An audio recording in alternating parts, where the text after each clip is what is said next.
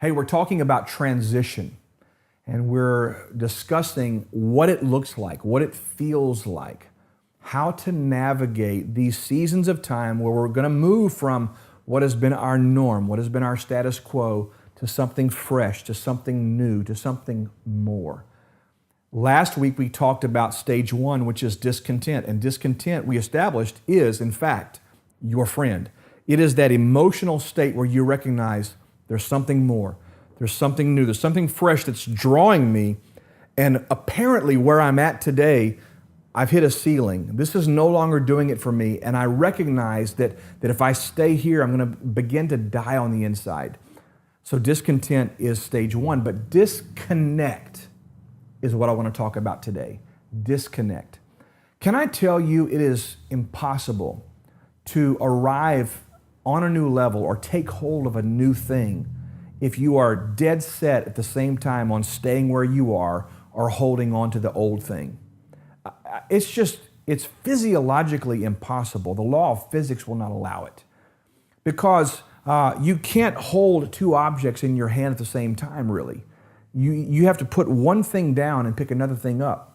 With the relationships, for example, if something new, something fresh, some life-giving relationship is going to come into your life in this new season, then it stands to reason that with the bandwidth that you have to work with, you may have to spend less time with other friends or other relationships. My precious son, who I love, he's a grown man, but he's going through some of this right now where he's recognizing that he needs a different level of a relationship in his life. And he has figured out that in order to spend time with the people that are going to challenge him and grow him and stretch him, he doesn't have as much time to go hang out with his buddies who like to run the roads and do the thing and all that.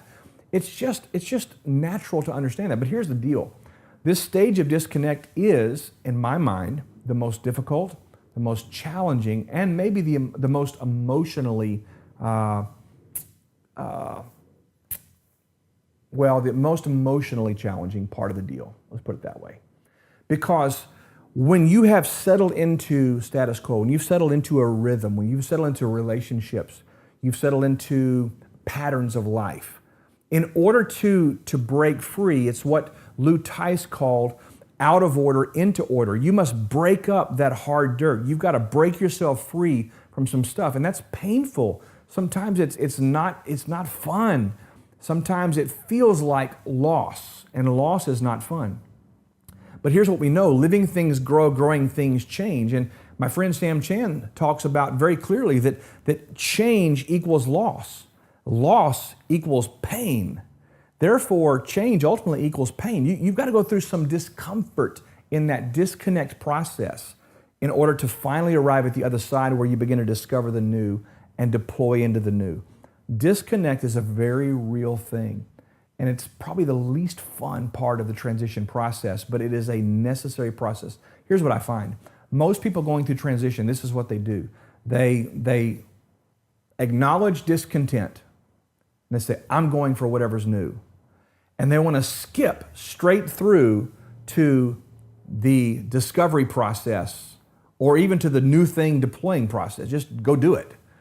And they miss this disconnect phase, and they wind up dragging a bunch of dead weight, a bunch of stuff into the new season, and it winds up sabotaging what is possible on the new level because they brought a bunch of old stuff with them over here.